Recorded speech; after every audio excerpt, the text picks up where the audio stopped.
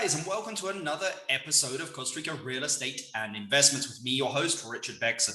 Today, we're going to be speaking to Chris Platinos. Chris is the owner of Buddha by the Ballena in Uvita, Costa Rica, which is in the southern Pacific area of Costa Rica, an area where rainforest basically hits beautiful beaches and great for surf, full of wildlife. So this should be really interesting because Chris actually started that property. So it's going to be great to talk to him basically about kind of going through that process, the pitfalls, etc.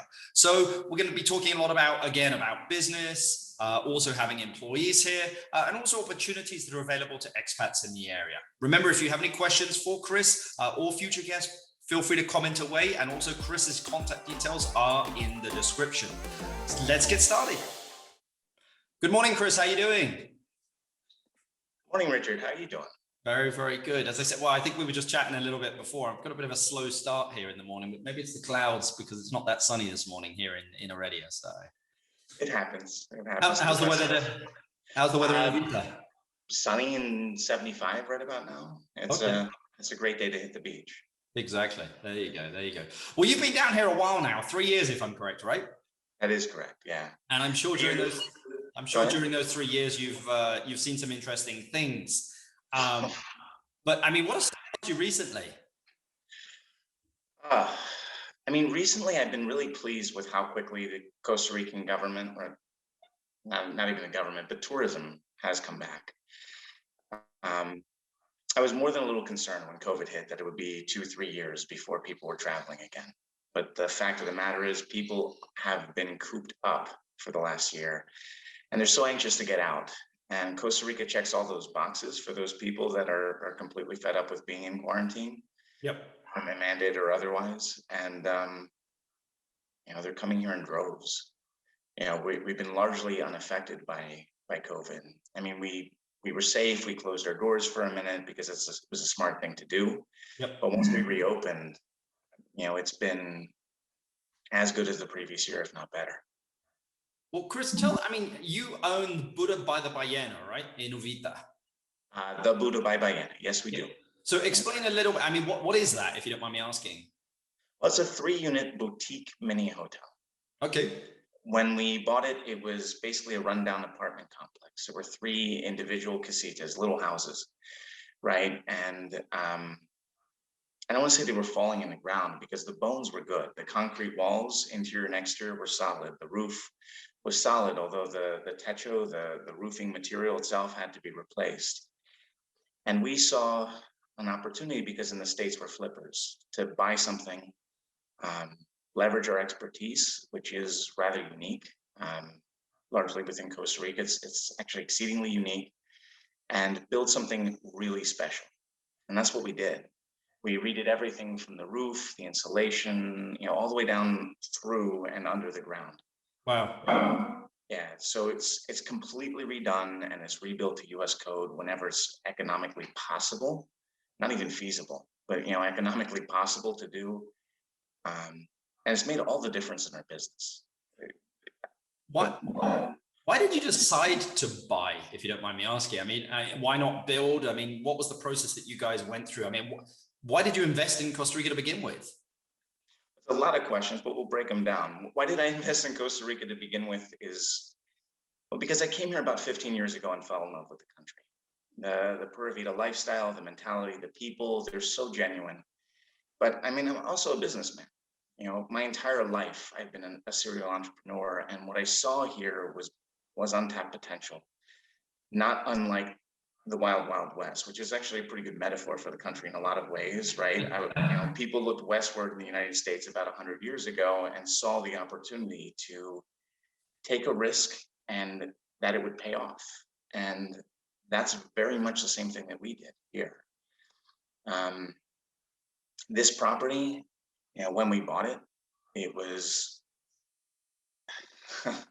making no money. They were charging $300 per month for each unit, right? And sometimes they were paying, sometimes the tenants were paying, sometimes they weren't. But because they're long-term paying, tenants in Costa Rica, you can't really evict them. You can, but it's a process. And that's how this unit was priced. It was priced as if it was making no money. It was priced as if it needed to be completely rehabbed. It was priced as if, it would really take someone who knew what they were doing in order to turn it around and make it make sense. And that's really the answer to this question, why it is that we bought here, this particular property. I mean, Uvita is a great area. Tourism in most other parts of the country, and you may disagree with me, Richard, but in my experience, tourism in the other parts of the country exists for 3, maybe 4 months a year, right? There's a tourist season, and then it stops. But what makes Uvita special is it happens to be the place where the Northern Pacific and Southern Pacific currents meet. And that does 2 things. One, it makes a natural phenomenon called the Uvita whale tail, right? So the currents are bringing sand and settlement and rock. And over the course of millennia, it has built this whale tail shaped geological feature, which is cool of its own merits, right? I mean, it is just really cool to see. But more importantly than that, at least in my mind, humpback whales, dolphins, all sorts of marine life, whether it's, deep sea fishing, like trophy fish or whatever it is, they're here pretty much year round.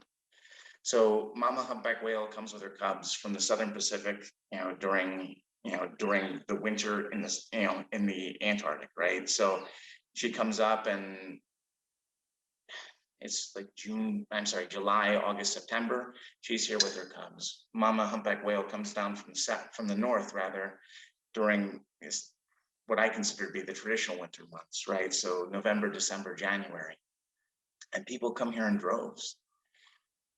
It's a sweet sight to see, dude. Is those whales with the cubs. I mean, I saw it last year. It really is unique, It's unbelievable. And if you're lucky, they'll breach in front of you. They'll literally jump out of the water and splash. And it's like SeaWorld, only less depressing. Well, I think that a lot of the listeners here maybe not be familiar with the Dominical Uvita kind of Oaxaca area. I know that we had Felicia Clark. She works at Blue Horizons Real Estate on a while back, but I think it's for me, it's an area where you get the beautiful beaches. It's not as far as the Osa Peninsula, but you guys get the biodiversity that the Osa Peninsula has, with the rainforest, but you guys also get a little bit more infrastructure as well. Because again, in the Osa, I mean, you can be off grid. And I mean, theoretically, you could be off grid in the Uvita, Dominical Hachala area, but I think you guys have a little bit more infrastructure there. So I think that anybody that kind of wants to live, I suppose, near the rainforest, also near the beach, but within infrastructure, and I mean, good internet, supermarkets, San Isidro General is about 45 minutes to an hour away. That's exactly right. Yep. Yeah. So, I mean, it's a great location. I want to ask you a question, Chris, about your property. Do you make money with it? Because a lot of people want to come down here and buy something, but sometimes they make money, sometimes they don't. So just in general, without going into numbers, maybe you can give us a percent of look, it makes X percent per year, but also why does it make that money, if you don't mind me asking? Not at all. 3 units have always been my bread and butter. I was a real estate flipper and a real estate investor pretty much my entire professional career. And what I found is with single family residences, they're either rented or they're not. If they're rented, they're making money. And if they're not, they're not. It basically switches back and forth from being an asset or a liability, depending on whether or not it's generating revenue, right? And that can be a little bit of a challenge to budget off of, to plan off of. And I'm a big fan of mitigating risk.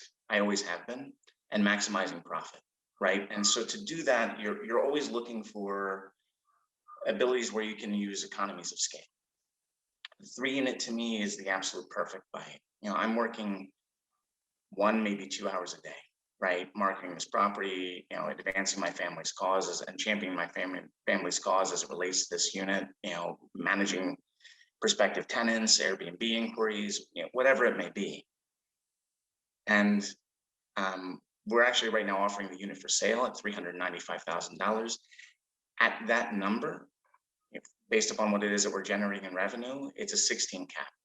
So 7% ROI, with a $400,000 investment. Because we're factoring in some sweat equity for us, our numbers are a little bit better than that. But the fact of the matter is, at least in my mind, multi-units are where you make your money. Explain the 16 cap to people, because I think a lot of people listening in maybe might not be as, educated in the world of, cap rates and also real estate. But I mean, lay it out in layman's terms, if you don't mind me asking. Not at all. So you have your income from the property, right? And that might be, let's just say for the sake of argument, let's just say it's $100,000. Yep. From that, you deduct your expenses, your vacancy costs, taxes, which are insanely low in Costa Rica, by the way. We pay, I think, $500 a year, more or less, after you figure conversion. It's about $500 a year for a property that's valued at $400,000. I don't know anywhere in the States where you can do that. Yep. But you take all of your expenses, electricity, water, maintenance, landscaping, everything, right? And you deduct it from that number, right? So after it's all said and done, it makes your net income less your expenses. I'm sorry, your gross income less your expenses for your total of your net income. That net income number divided by your investment is your cap rate. So expressed as a percentage. If property's making $70,000 a year and you invest, $100,000, which you'll never find, that's a 70 cap, right? That would be, you should buy that right away if you're ever presented with an option to do something like that. But much more realistically, it's, in this case, about $70,000 a year divided by $395,000, and that's how you arrive at the 16 cap. Wow. Well, I mean, that's a great return, just in general, because again, if you're getting on a vacation rental anywhere from 3 to 5% here, 70,000 divided by 395 is a little bit better than that. So yeah. Yeah, absolutely. Another way to look at it is the amount of time that it takes you to pay yourself back, right? So if you take if you take 100%, you divide that by your cap rate, that gives you the number of years that it takes to pay itself back. Yep. In our case, it's about 6 years where it's paid for itself after all expenses, and you start receiving 100% return on your investment. Yeah. Well, and you also get to come to Costa Rica, potentially live here, have some business that'll take up a couple of hours a day, because a lot of people say to me is, hey, I can't wait to retire. But everyone that I speak to that's retired after a while is bored. They get miserable, sometimes depressed. Whereas having some form of business on the side where they can kind of work a couple of hours a day and decide when they work, for me, that's what retirement is, deciding when I work. But I think I'm a long way off retirement. Well, you're absolutely correct. Like I am not wired for retirement. I would not do retirement well. So I'm always looking for something that keeps me engaged. I volunteer. My entire family volunteers, right? Because we care, but we volunteer. We're always looking for projects. We're always trying to help people. And it's really a tremendous luxury that we're able to be afforded.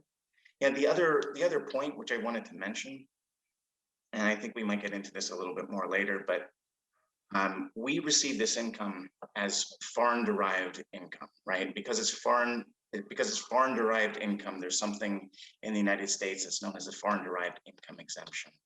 Now, I'm not a tax expert, but I pay one. Yep. And what he has told me and what he's explained to me and what I've been able to read in the tax code says that the first, I believe it's like $107,000, because we're filing jointly, my wife and I, is exempted from income tax in the United States. It's kind of a big deal because it means that roughly $20,000 more each year lands in my pocket. So I'm working less hard. I'm having more fun.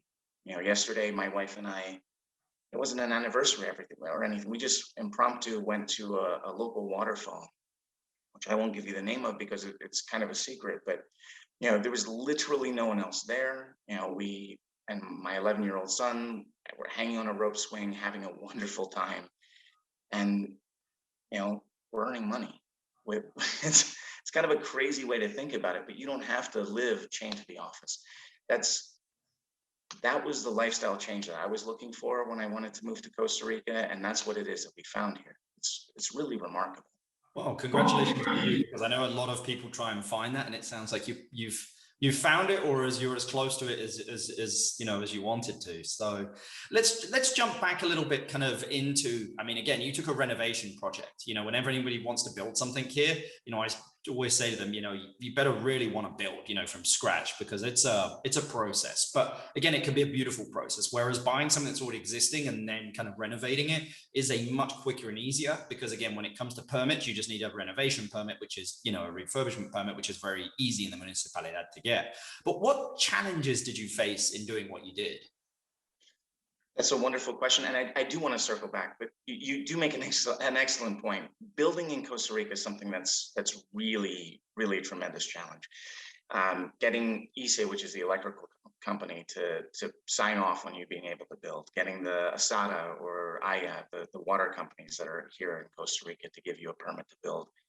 I mean, that process can take years, literally years. We know people that started that process a year before we came down here, and they're still waiting to be able to build. That's why I think if you're going to buy land, you need to make sure it's got water and electricity. The electricity close. Just because I bought a piece of land recently, again, it had water on it. The electricity was very close, and I've thrown electricity to it. It cost me about $2,000 to get the electricity to it, but it's possible. But they're like, you need to really do your homework if you're going to buy raw land here and build. Oh, absolutely. There's no shortage of people that are and I have a story for that too, which we can get into in a minute, but there's no shortage of people that are trying to sell you land that is effectively worthless, right? When we first came down here, we were looking in the Samara area, and a friend, pardon me, you won't be able to get the air quotes, introduced us to a realtor, again, air quotes, that had a piece of ground that was available at a tremendous price, right? And it was 17 acres in Terciopelo is the name of it. We should have realized it when the name of the town is one of the most venomous snakes here in Costa Rica. But yeah, it was, they got us an excavator, they got us the water authority, they got us the electrical, all of these things, and they gave us this fake documentation that supported the price. And when it was all said and done, none of those things were in place. We lost 20 grand in our first 3 days in Costa Rica. And I'm so grateful that we did, because losing $20,000 is a lot better than losing everything. And if we hadn't realized what was happening when we did and pulled the plug when we did, we would have gone home bankrupt and had to start over. Where we are right now is so much better than where it is that we would have landed if we had proceeded down that road. So, I'm going to plug you for a minute. I know you provide those services where you come out and you tour properties with people, and basically you turn on your bullshit detector, and if there's something that doesn't seem right, you communicate that to your clients. I wish that we had done that, but again, because we wound up getting conned, it was a 30-person con job, and everyone split up that money. I mean, there's no two ways about that. The excavator that came and first told us it was going to be $5,000, and then when it came time to put the quote in writing, it was $50,000. All of these players, they got a piece of the profit.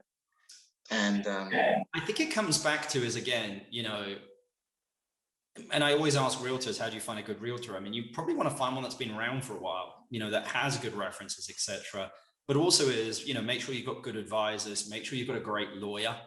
And again, sometimes, use your own lawyer, use a separate lawyer, a third-party lawyer that has no involvement in this, that has no skin in the game, that will pull, as you mentioned there, the bullshit detector.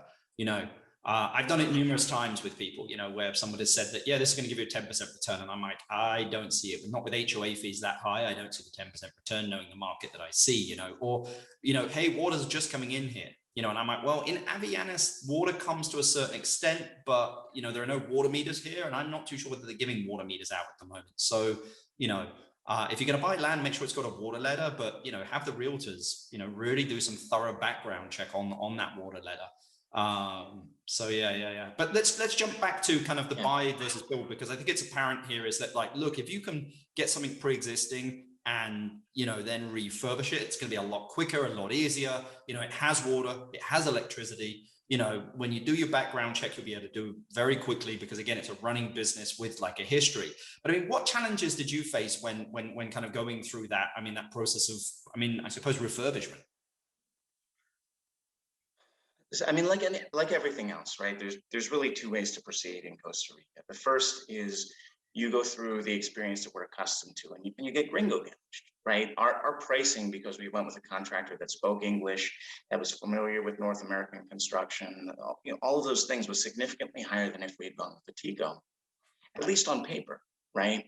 Because when we came here, again, I know U.S. construction code. I know what it needs to be. I know what it should be. I know how things work, like all mechanical systems, whether it's plumbing, electrical, HVAC, all of those things I've been doing from the time that I'm 8, because my dad his business was buying whole real estate. So I rewired my first house when I was 8, like literally pulled the wire, made the connections under a supervision, and I've been doing it ever since. Most people don't have that level of experience. So finding a contractor that actually knows what it is that he's doing is difficult. Communicating the specifications and actually finding materials that meet those specifications is also a challenge, right? So, for example, I knew these units were uninsulated when I bought them, right? It really would have been great if we could have done spray foam and double insulated windows. It turns out those things don't exist in Costa Rica. If they do, I've yet to see them, and I've been here 3 years actively looking for it for almost a year. So, there's a question how it is that you're going to do things. But, when we redid our roof, that was the perfect opportunity to go in and put insulation, foam insulation between the purlins, the steel substructure for the roof. We also did a double insulated 6mm reflective insulation, which again, its purpose is to keep cold in and hot out, right? And finally, what we used was a product from Ferromax. I was blanking on the name of the company, but Ferromax offers a product. It's an aluminized steel, and they call it Eco Techo. It's aluminized steel, so one, it's less likely to rust than what a standard Techo would be. But two, they use a UV coating on it, which is designed to reflect back an additional 15% of UV rays and help keep things cooler. I'm in here right now. It is probably 85 degrees outside. It is 65 degrees inside this casita right now, and it's without the air conditioner running. Makes all the difference in quality of life. Yeah. Knowing these things is the challenge, right? Because no one will tell you. The reality of Costa Rica is that for a very long time, it was not a privileged nation. They're basically new to any concept of wealth. This is the first generation of Ticos, native Costa Ricans, that are driving. So, I mean, the roads can be crazy sometimes. It's scary sometimes, and there's almost always someone in a ditch if you're driving any length of distance. You're going to find someone who drove off the road and hit a telephone pole. But, the flip side of that is most of the laborers didn't go to school past 6th grade. Their families couldn't afford for them to go to school past 6th grade. Education wasn't a priority. So things like gravity are unusual concepts for them. And I say this because I've seen over and over again, when we remodeled this casita, right? First of all, the sanitary line, the line coming out of the toilet into the septic system, right? It was only 2.5 inches. It's entirely too small. When they ran it with a series of 90s, like 3 90-degree angles, which you never do if you can at all avoid it, because every single one of those 90s is a clogging point. So between the piping undersized and the 90s, it would have been a nightmare all by itself. But they also had it going up. I don't know what it is that you know about water, but it will never flow uphill. So this was really a nightmare waiting to happen. We didn't know this when we bought the casita, but we were more or less prepared for it, right? So when we took off the toilet that was here and we looked down, I knew immediately it was a 2.5-inch line. It was a nightmare, or would have been a nightmare, right? But because we were doing a complete refurbishment, it really didn't matter. We came with a 9-inch grinder, basically, which is what they use as a demo saw. Cut out the concrete that was between the toilet and the septic system. Yep. Pop those holes through the wall and literally ran it as a straight line directly from the toilet with a 4-inch pipe into the septic system using the appropriate 5 to 70-degree grade. Because of this, our toilets don't clog, which matters as an owner, right? Where we're trying to manage this, because I never need to receive a call, okay, from a tenant or guest, when they're short-term tenants or guests, right? that a toilet is clogged. I never need to come and plunge a toilet. I never need to call a plumber to come to plunge a toilet and pay through the nose to manage this. And I never have to deal with lost income from these units or bad reviews from tenants because this has happened. You know, all of these things come into play. Yeah. Let's jump to hidden costs a little bit of running a business in Costa Rica, because again, I think a lot of people, I think you've maybe mentioned some there, but a lot of people, you know, want to start a business here in Costa Rica. I mean, they have this idea, they're not too sure what they're going to do, but what are some of the hidden costs do you think that they should be thinking about when, you know, starting a business or running a business here in Costa Rica that nobody tells you about? The biggest one for me was Aguinaldo. And for those of you who don't know, Aguinaldo is I'm assuming I'm saying it right. You're smiling. Aguinaldo, yeah. You mean the 13th month of pay? Yeah, I didn't know there was a 13th month, but there is. So every single year in December, business owners need to pay their employees 1 full month's salary as an annual bonus by law. Okay. And that is gets the economy moving. Yeah, it's spendy if you're not expecting it, right?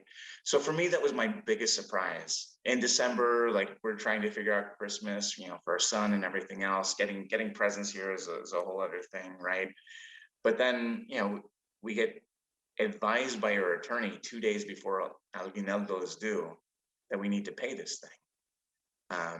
We had to figure it out. I mean, we did, right? But paying a 13th month salary for a staff, you know, is kind of an unexpected expense. Well, I mean, really, it's if you're paying $1,000 here to an employee, you're probably the cost to you is round about anywhere from $1,350 to $1,400, give or take, because again, you've got to pay the Social Security side on top of that. Okay. Yeah.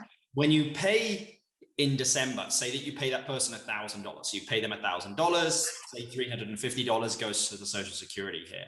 You have to give them another $1,350 on top. So that individual is getting $2,350 in December, you know, to basically go and buy Christmas gifts. It's kind of like your bonus, doesn't matter whether you've done well or not. You know, even during times of COVID, if you had employees, you had to give aguinaldo. It's by law here. You get used to it. It's pretty much a shock the first time, but I think you get used to it very quickly, right? Yeah, absolutely. But there's, to your point, it's not something that people talk about. It's just, it's a completely surprise cost. My experience talking to other investors and business owners, they were completely blindsided the first year because no one tells them this. And I think on some level, you know, it's just an assumption that you're coming in and people make the assumption that you know, because for them it's normal. It's like the sky is blue, you know, and water is wet, right? They get the aguinaldo and they just, what they expect. So I think at some level they expect that you would know, not knowing that in other parts of the world, that's completely unheard of. That there's a legally mandated bonus paid to every single employee every year. You know, and it's a fully loaded cost, including what it is that you pay into Caja and everything else. It's significant. So let's jump to the your boutique 3-unit property here. Like, in your opinion, what would make the difference in making money with that and not making money? Because I think that applies to a variety of different businesses here in Costa Rica, especially, you know, when a lot of the businesses are geared towards tourism. But I mean, what do you think is the difference between making money and not making money? It's a really good question. Okay, so Uvita is a wonderful place. We've already talked about that. There's sufficient infrastructure here. We get, you know, cable internet. We get 50 megabits a second down. We push up 10. You know, that's not really typical to Costa Rica outside of the major cities, right? So finding the right location is of critical importance.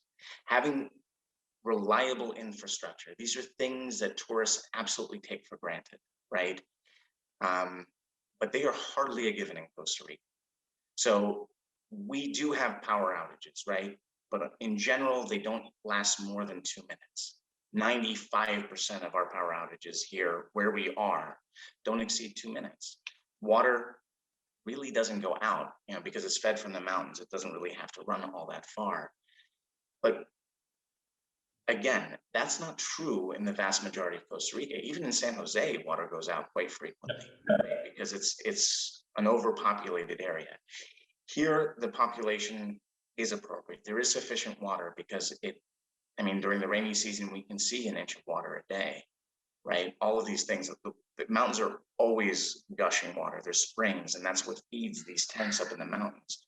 We have tremendous water pressure. I mean, just absolutely incredible water pressure, like 60 pounds an inch water pressure, because it's being fed, gravity fed off the mountain. And, we never run out because of where we are. We're really close to the road, which makes everything, super walkable, but also, we have reliability in these services. That's one of those things. The ability to flush toilet paper is a luxury that you don't have within Costa Rica. You can do that here because our septic system will handle it. And again, we talked about the line. So it's really, for me, one, it's about providing our guests a seamless experience between what it is that they're used to in the States and what it is that they experience here, because people really are only in love with the concept of rustic, but they don't actually, like, if they were presented with what rustic actually means, they would not do well, right? It's why glamping is so popular as opposed to camping. To me, camping inside of a permanent structure with a bathroom is not camping. But you know what? For other people, that's exactly what they're looking for. So there's that.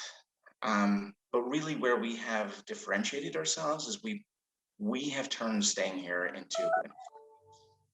So our guests come, and we have worked tirelessly for years to build relationships with local tour guides, with surfing instructors and whitewater rafting excursions, and I mean wildlife sanctuaries, and you name it, it's here. We've negotiated discounts so our guests are able to receive, just automatically benefit from our relationships that we've tailored here. And they can go and they can save money and affordably make their vacation an experience that they take with them their entire lives. Yeah. Well, I think that's great feedback. My last question for you, Chris, that I love to ask everyone: if you inherited $500,000 and had to invest it in a business or real estate in Costa Rica, what would you do with it and why? Buy this. I mean, no joke, I would buy this. We're real estate. Why are you selling it? Why are you selling it then? Well, because we're flippers. That's a really good question. We're flippers. We bought this property with the intention of selling it, right? And so we put all the love, care, and affection into making it what it is. And our intention always was to sell it. Someone else can benefit from our experience. Someone else can benefit from our effort, right? And we get the cash out. So it becomes a win-win scenario for everyone. We're selling it, but if $500,000 fell into our lap, we would do this again because it makes money and it's minimal effort. And, honestly, I like the work. So I would find a 3, potentially up to 4 unit, because it's exactly the right size bite, investment property that is already done. And I would buy that, something that actually has a demonstrated capacity to make money in, an area that actively has tourism, irrespective of season. And I haven't found it. I have investors that have asked me, they don't have the money to buy me out outright, right? But they've asked me if they can buy in. They've asked me if I know of other things where I could manage the project, and they would give me money to manage it for them, to build something like this. And when we bought this, it was 20 hours of work every single day for 90 days to make it what it is. It is no lack of effort. It is through no lack of effort that we have been able to be successful. It is through no lack of effort that we've built something that requires minimal effort going forward, because we put the time, money, and energy in on the front end, and we knew what we were doing. Well, congratulations, Chris. I think you've got a great business there. I know you personally, you're a great guy. So I think anyone that's, again, looking to invest in Costa Rica, I think they have a great potential property there, and especially in a very beautiful area. But, well, Chris, I want to thank you again for your time. And anyone that does want to reach out to Chris, I'll put all of his contact details in the description. And yeah, Chris, really appreciate your time, buddy. Absolutely. Thank you so much, Richard. Thank you for setting up the call. Thank you for asking the questions. Thank you for affording me the opportunity to share my experience, because I think a lot of people would benefit from it. That there's so much misinformation out there. You've really done a great job of creating a channel where people can go and actually get educated on the realities of Costa Rica, both real estate, travel, and really everything else. So thank you for doing that. And just a shameless plug, the website where you can go and check out the property is thebuddabyBallena.com. Okay, Awesome. Buddha by Ballena. Buddha I'll put it in the description as well so that everybody has it. Great. I'll message it to you so you have it. Thank you so much, Richard. Have a Okay. great day. You too. Ciao. Ciao.